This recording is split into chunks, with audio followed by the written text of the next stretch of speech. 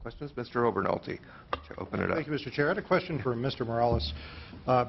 So I understand that the draft PowerPoint that was referenced in that Los Angeles Times article, I understand the contention that we're talking about different initial operating segments and that the PowerPoint included the segment from Sylmar to Burbank, which is an extra 16 miles.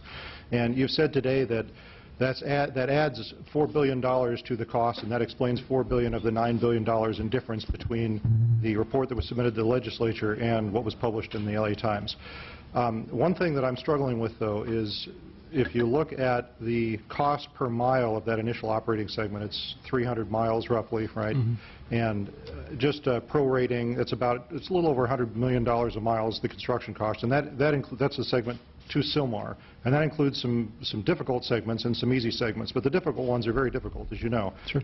The extra 16 miles, if it's $4 billion, that's almost 3 times as much per mile, and I wonder if you can talk about why that segment from Sylmar to Burbank is so costly. Sure. It's that's why we wanted to show it on the map. It's really because it's such an urbanized area, so that building through there and building as was assumed in the plan would require not just the construction, but significant property acquisition, relocation of utilities, relocation of roads, putting in grade separations. Building through an urbanized area is very expensive relative to building out in an open area, and so that's really what drove that cost there. Okay. And then quickly, Mr. Chair, I had a question about the Federal Stimulus Act funds, and I know we're depending on those to help us complete the project, but my understanding is if we don't spend those funds by September 30th of 2017, that we will lose access to them. And as we're all aware, the language in the Bond Act for High-Speed Rail Authority is contingent on getting matching funds from other sources. So are we confident that we're going to be able to expend those funds on time? Yes. We received roughly $2.2 billion of stimulus funds, and as you said, they're subjected to the September 30th, 2017 requirement. We are very focused and absolutely intent on ensuring that we get every single one of those dollars put to use by the deadline. We're working closely with the Federal Railroad Administration to ensure that we do that. And we continually look at our expenditure rate and what we can do to make sure we meet that deadline, and we are confident we will meet that deadline. Yes. May I just supplement very quickly on both points? Excuse me. First on the second one, Mr. Obernolte, it is also important, I know you know this, but just for the public to understand, it's not an on-off switch. If we don't submit funds, invoices for all the money, what we lose would be those funds that we hadn't spent yet. They don't come back and recapture the earlier amounts. So the risk is that we leave some dollars on the table. The risk is not that we leave all the dollars on the table. The second thing I wanted to say, if I can say it, is that one of the unfortunate things about the article was that even if you took this document at face value, what the article ignored was that this was projecting that in the northern sections we were going to be $2.5 billion under the previous cost. So again, taking this document fully at face value, it showed that the southern section was going up about $8 billion. The northern section was coming down by billions of dollars. The net effect was a $2.5 billion or 4.7% change in the program, at worst case, taking this at full face value. So there was no discussion of the offsetting lower costs in other sections, and then Mr. Morales has explained why at least half of the increase in the southern section was attributable to simply a redefinition of the scope, and the other half was about people thinking we were going to use viaducts when in fact we think we can use surface structures, as has been the case in the Central Valley. So it's really hard for me to restrain my enthusiasm for talking about how irresponsible the reportage on this report was. Well, we're certainly looking forward to seeing the revised report next month. Thank you, Mr. Chairman. Mr. Williams, followed by Mr. Gordon. Well, it's not the only example of overworked and under-resourced reporters in this day and age not doing adequate fact-checking, but maybe it's just a little bit bigger because the project is bigger and more shocking of a difference because the bigger project. It does bring up, though, what kind of recourses and what kind of protections do you and acting on behalf of the taxpayers of the state have when a contractor might bring in cost overruns? I'm not very familiar with dealing with that with mass transit projects, but I am with civically funded building projects or civically funded smaller mass transit projects. And so when the cost of gas is going down and a contractor says they want more, for a bus project you go, well, I don't think so, right? But in a building project, if they come in and the price of steel is skyrocketing, then you calculate whether that's a fair cost overrun.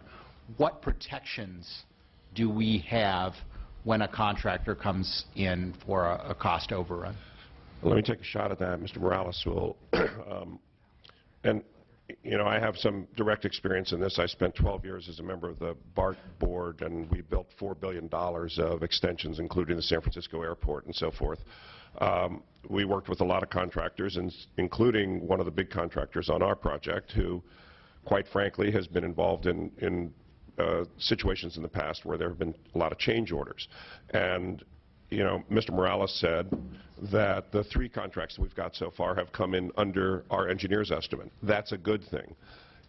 However, it also puts us on high alert because those contractors know that they're below our engineer's estimate, and they may be looking for ways to recapture things. So what happens, Assembly Member, is that there's a process for change orders. If we decide halfway through something that we think something needs to move here or there and we issue a change order, the contractor has a legitimate reason to reprice on that. There also could be reasons for change orders where we stumble. If we tell the contractor, okay, we understand you're going to start building this bridge on this date, we're going to deliver the parcels to you, and we don't get the right-of-way acquisition done, and the contractor has gone out and he has rented equipment and put people on notice, he has a legitimate claim for those costs against the state. So we look at all those things. There are going to be change orders. There are going to be change orders. There are going to be claims. And there are going to be contractor claims that, by the way, we will look at and say, we're sorry, we disagree with this. And we have contractual provisions that handle how that works. And so every single contractor claim, so don't be misled if you see a story saying that the contractor is coming in with these claims, because that's just the start of the process. We get to say, well, wait a minute, actually, we think you did some things that screwed things up, and we got a counterclaim against you. This is what happens in large construction projects. And in my experience, the way to deal with the contractors is to be fair and say, you know what, if it's our fault, we're not going to screw around with you. We'll take care of it right now. If it's a dispute, you're not going to screw around with us, and we'll deal with it in a dispute resolution process. But the contracts themselves have provisions for how to deal with these things. And this is also the reason why we're constantly looking at our contingency. Okay, what changes might be coming that would be eating into that contingency? That's how we manage the program, by measuring that and measuring the risks to that, so that then we can stay on top of it. But you have a right to look at us and say, what claims were paid? Why were they paid? Did you adequately defend against those? Or was it a fair cost that just became part of the cost of the project?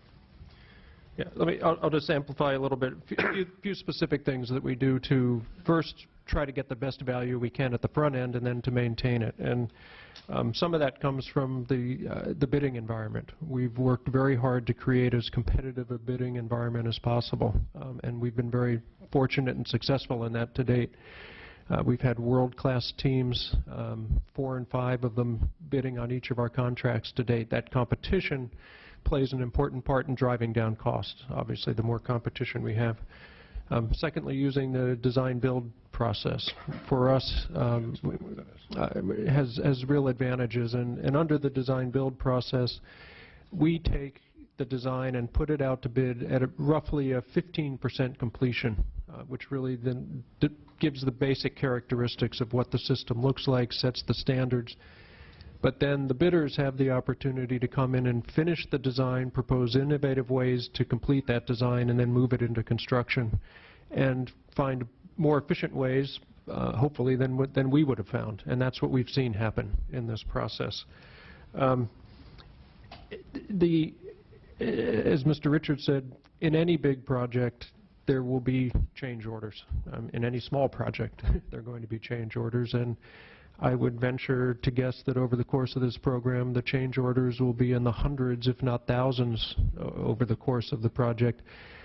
But a change order is not a four-letter word, if you will. Change orders can be things that increase costs. They can be things that decrease costs. The vast majority don't have no cost impact. I mean, a change order can be the equivalent of if you're remodeling your house and the contractor says, do you want the light switch here or there?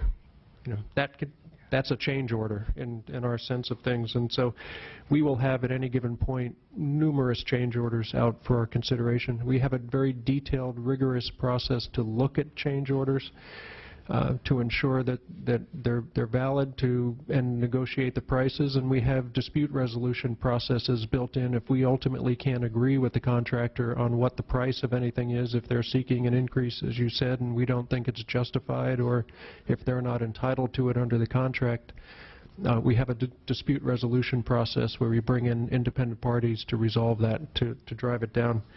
Lastly, I would just mention an ongoing piece of that is our risk management process. We continually look at where we are in the program, what susceptibility we may have to potential delays or cost increases, and whether they're due to actions on our part, and then we can take appropriate steps to mitigate those, or if they could be due to the contractor's part, and then we hold them accountable for that and urge them to do everything they can to avoid it.